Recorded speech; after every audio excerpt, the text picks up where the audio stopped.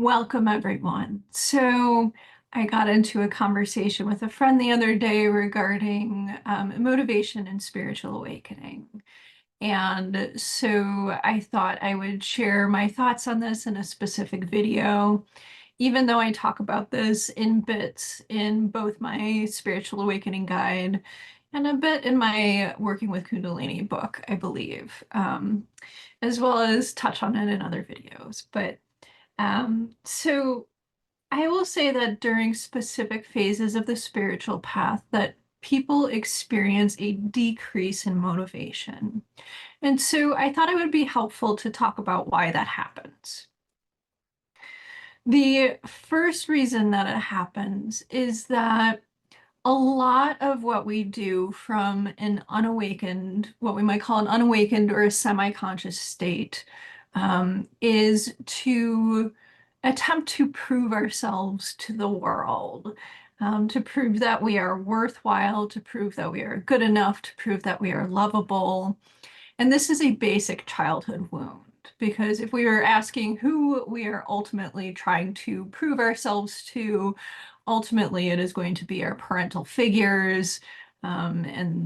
So we can talk about how many high achieving people out there have experienced this basic childhood wound where they didn't feel that source of unconditional love and acceptance and belonging in their family. And so they became all sorts of fabulous careers in order to attempt to heal that wound within themselves and get that approval from their parental figures. And so, what happens when we heal that childhood wound? We either recognize that there was some form of love there from our parental figures, or we go through the process of seeing our parents for who they are, letting go of hope that they will be anything other than who they are or who they were, and recognizing that it was not our fault, not really our issue, that we did not receive the love, the attention, the care, the sense of belonging that every child deserves.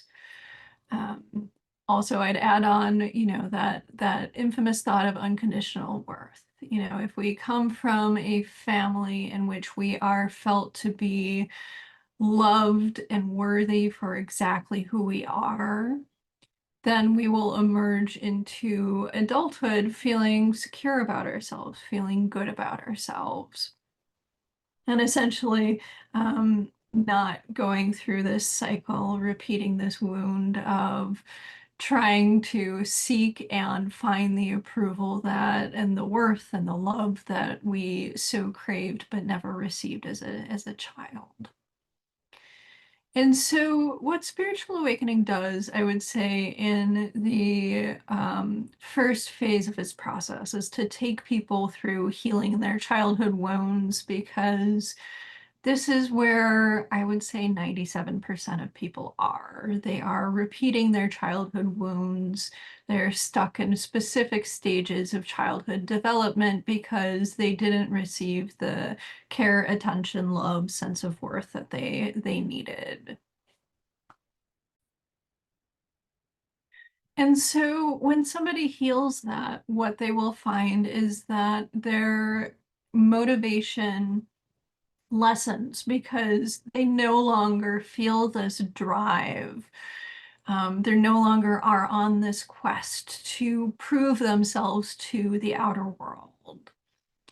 And how this journey for people is, through healing, through recognition, through feeling, and then finally through experiencing that sense of unconditional love and worth within the self. Sort of taking all the projections back, taking all the energies back that we put onto the world in order to approve of us, in order to love us, in order to tell us worthy. And it can be quite a process for people. Um, and again, for some people, it's a little bit easier than others because for some people, there is a giant whole, essentially from their childhood, from experiencing the pain and suffering that happens of being felt to be wrong, or being in a family that was abusive or unfortunate in other ways that did not provide any of that sort of stuff. Some people are somewhere in between where they received conditional love. This is the case of many families where they received conditional love, which is essentially you are lovable and worthwhile if you do these specific things that I approve of. And then some people are fortunate enough in this world to have the security to be who they are because they experience unconditional love from their parents growing up. So I will say that beyond our parents, that we have a lot of conditioning out there that also puts us in a state, for better or worse, of um, desiring approval and love. And so as we get older, we go into schools and we have our classmates and we're looking for a sense of belonging there. We can look at advertisement, at political parties, at religious groups, spiritual communities.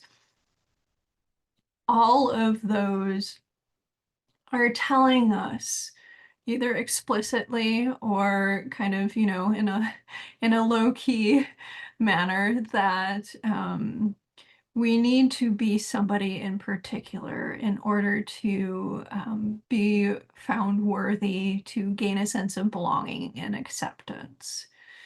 And believe it or not, that offers us a whole lot of motivation. Sometimes it brings us the motivation to buy things, but it does drive us to particular careers, particular ways of being, particular lifestyles. For example, I think about, grind culture, that culture of always doing, always achieving.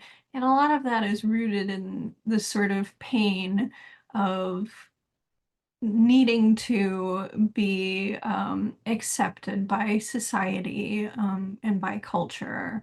There might also be parental wounding there as well, but I'm offering this example because even if somebody comes out of their childhood intact with that sense of conditional love or unconditional love, where this isn't as big of a wound for them, they might have other wounds in place that cause for them um, on an advertising, social media, TV show, whatever people are watching, whatever people are taking in, whatever religion, spiritual community, myths they grew up with. Those are all telling us that we need to be somebody in particular and to achieve particular things to gain belonging and to gain acceptance and love. And what happens with this, just like with the childhood wound, is that this causes for us to want to achieve. We have the motivation to do specific things, to earn, to be a specific way, to achieve in all of the ways that we can in this world in order to fit in order to have that sense of belonging. And so what happens when I called my first book Spiritual Awakening Guide, and the subtitle was talking about the conditioned layers of reality for a reason. And that is because the further you go into the spiritual awakening process is that you recognize all of these layers of conditioning that are telling us that we need to be a particular way. We need to be something specific. We need to be normal. We need to have certain achievements. We need to be and learn and grow in a specific way. And we need to participate in sort of a doing culture, which I'll talk about next. And so what happens when you recognize these layers of conditioning is that you begin to question them.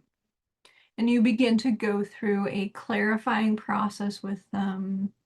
And through that clarity, you're able to parse out what is my individual motivation here? And this process is very much called individuation. What is my individual desire? What is my individual motivation here? What do I want as a person versus what my parents, society, religion, culture, advertising want for me?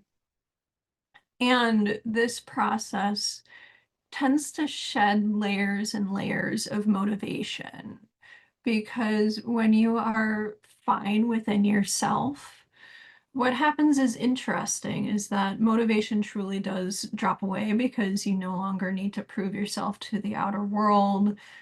You recognize what you want as an individual versus what all of those layers of conditioned layers of reality want for you.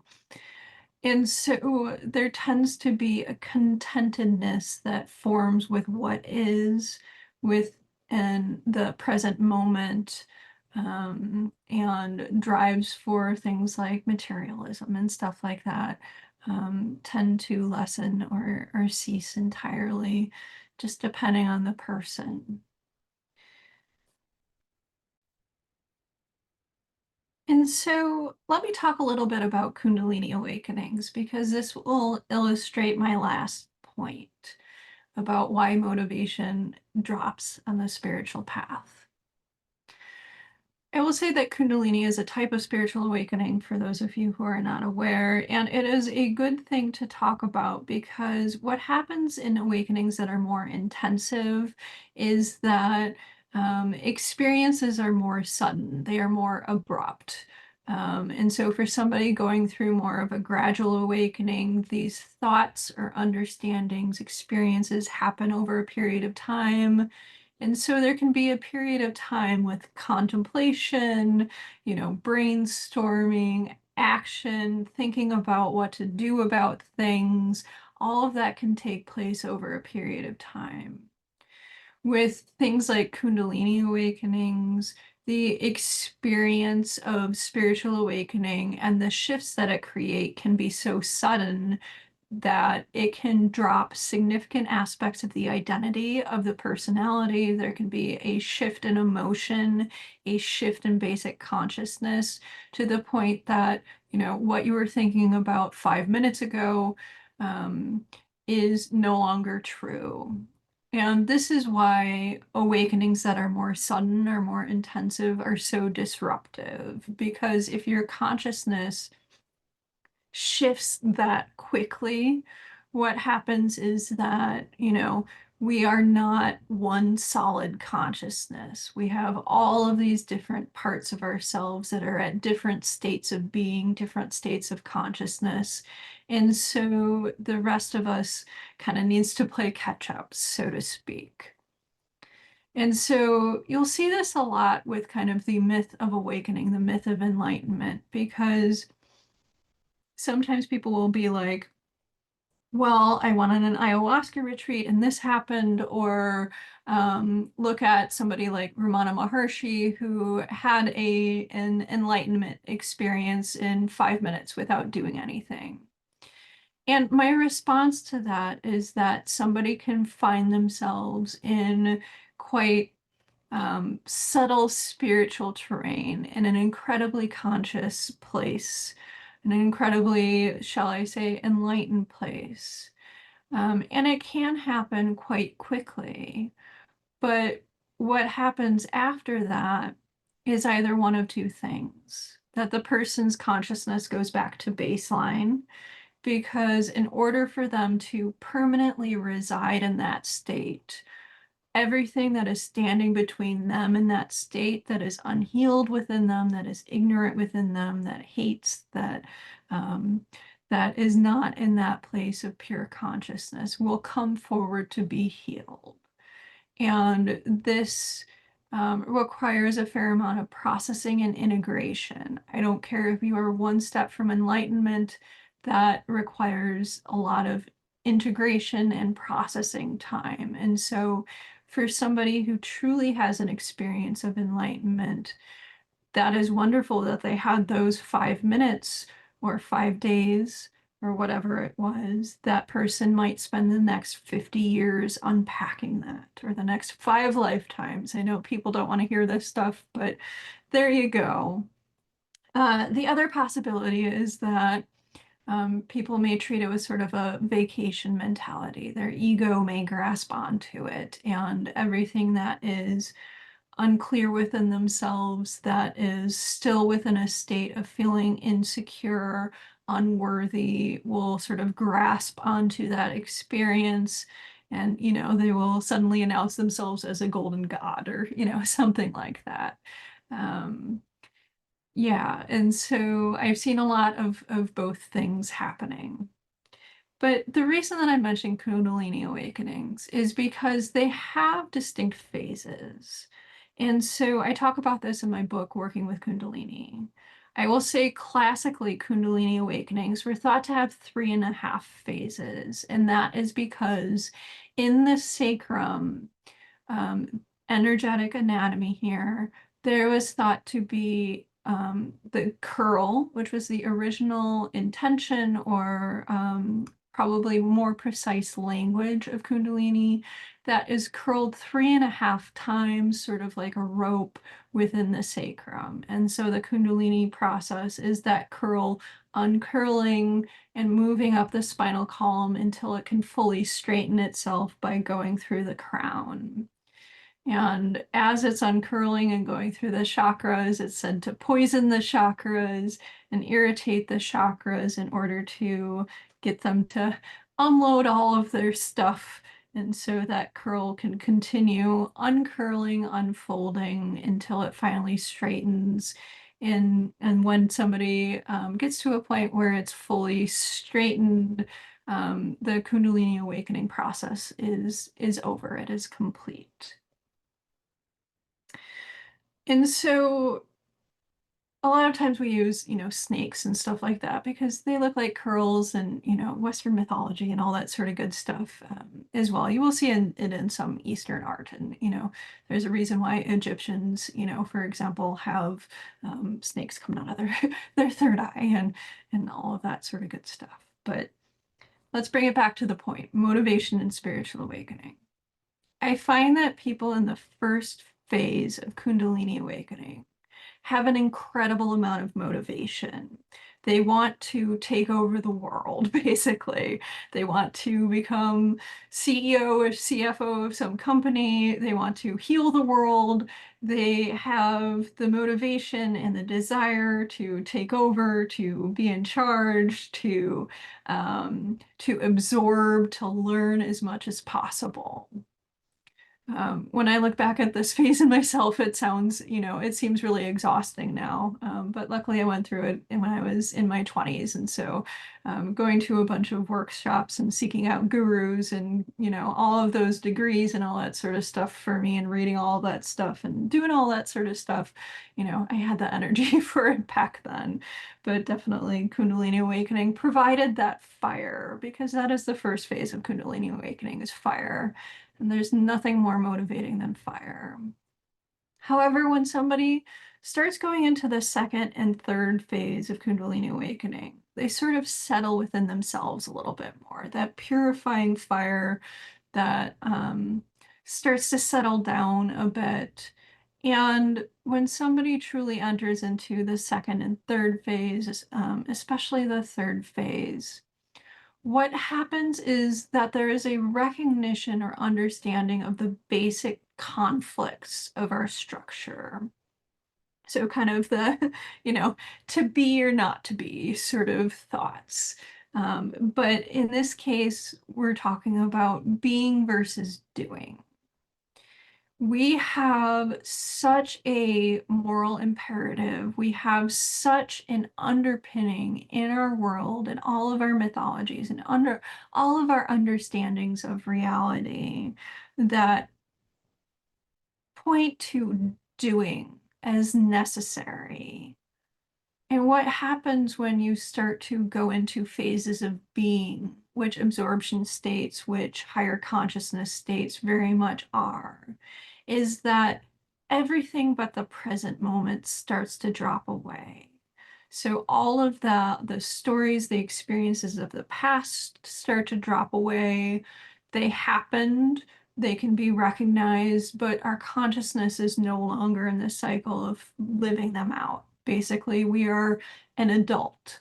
We are no longer have parts of ourselves that are, a toddler, an infant, or stuck as a teenager. We are fully, wholly ourselves.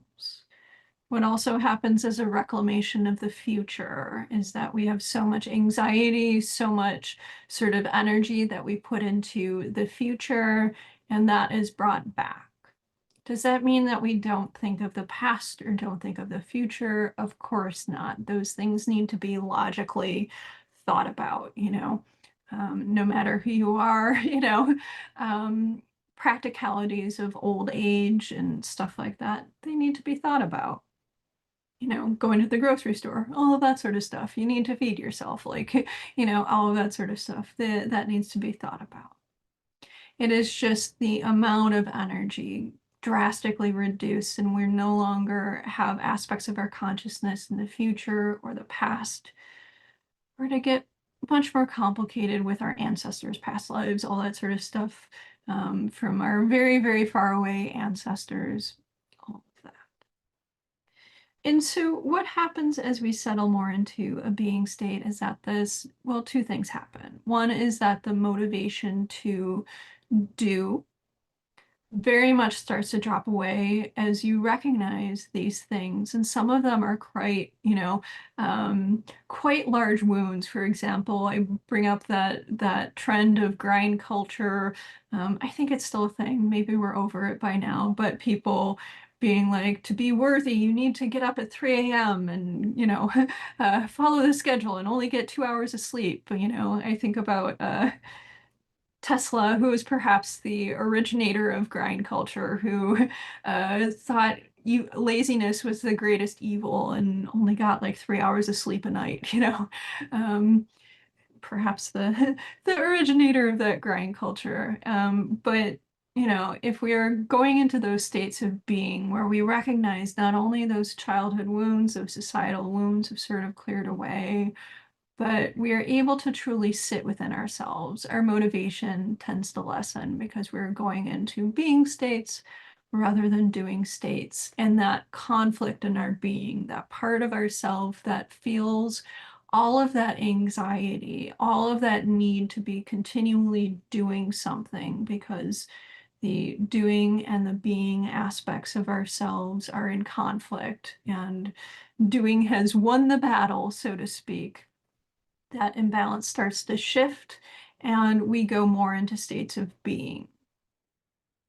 I will also mention another thing that happens as somebody heals all this stuff and goes into, kind of the second or third phase of Kundalini awakening, or if you're more gradual, this can happen as well during sort of later stages of awakening, is that you begin to look at the last vestiges of your ego. And so we have a lot within us that has been taught to us that teaches us what success means, as well as this real desire on a spiritual level to become something superior, like a demigod, something above humanity, above our bodies, someone special or chosen. And so people who are very much locked into this ideology need to announce themselves as an avatar, as enlightened, as fulfilling a specific level or way of being, because there is still something within themselves that feels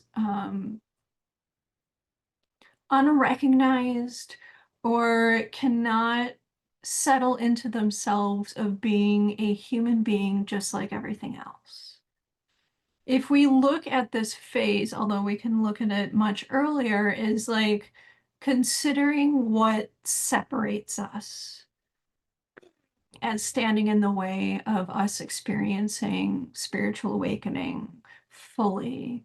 we can start to see that these labels, that this desire to be the chosen one, to be Harry Potter, that's just one example. It happens all through our literature, to be special, to be superior or above other people. All of this very much plays out in the spiritual sphere. It is a humongous wound there. It is a play between people who like to pretend that they are chosen, they are special, they are demigods or avatars, and kind of the hoi polloi, the ordinary people who can then follow them, sort of thing. And this is a play of projection, and it is a play that has a lot to do with wounding, because if you get to a certain point, what you can see is that this is yet another form of delusion. It is another form of obscuration of reality. And you can start to look at what in me feels the need to be anything else than other than human, just like everything else. And so it's curious that a lot of the later things, like looking at the desire to be special, looking at the desire for fame, for attention from others, to feel separate, essentially, as those start to crumble, there can be um, a real reduction in motivation to do things, because what is cherished is the present moment, is the simple things in life, and there's less of kind of this seeking mentality. There's less of this desire for perfectionism, for being above others, for being special, chosen, all that sort of stuff, and living out basic childhood wounds. So the question then becomes, if people let go of all of this motivation, do they just enter into this space where they don't want to do anything? And my answer to that is yes, that can happen for a period of time. What happens is, when Odysseus comes back from his long voyage, when, the hero completes or heroine completes her quest, is that there is a need for rest. There is also a need for recalibration. Breaking through any of these barriers, either gradually or suddenly, requires a recalibration. If you go through a spiritual awakening in which you realize that, I'll choose the last one, that a lot of your desire for spiritual seeking is to be special, to be elevated, to be separate from other people, and come kind of face to face with how narcissistic that is, how selfish that is, how, that separates rather than lead somebody into sort of vaster terrain. The absorption of that, the processing of that can take time, as can when people are at earlier stages, when they accept and let go of hope that their parents will be anyone other than who they were when they were children. Or it could come at different levels when people realize that their religious or spiritual community is what it is, or where friend group is what it is, or where media or social media is where it is, all of that sort of stuff. So there can be a period where people kind of go into rest and kind of that rebalancing of doing versus being, where they very much go into being mode. Some people at this phase, even talk about how they can't think very much. Their brain essentially goes blank for a while. Or they go into absorption states that have a lot to do with silence and that sort of stuff. And some of these states are incredibly wonderful. I will also say that if you're trying to read in these states or do complex mathematical equations, or even watch a movie that has, something of a plot, that that may be a difficulty during that time. But it is just a phase. Some people get stuck in this phase like any other phase, but it is just a phase. What can happen as people emerge out of that phase is a grounding, and that going into that state of being where there can be a balance between being and doing, except for the doing at this stage comes from the clarity of, first of all, what is practical and necessary. No matter who we are, no matter how conscious or enlightened we are, there are certain facts of our society, of our world. Basically, rent's got to get paid.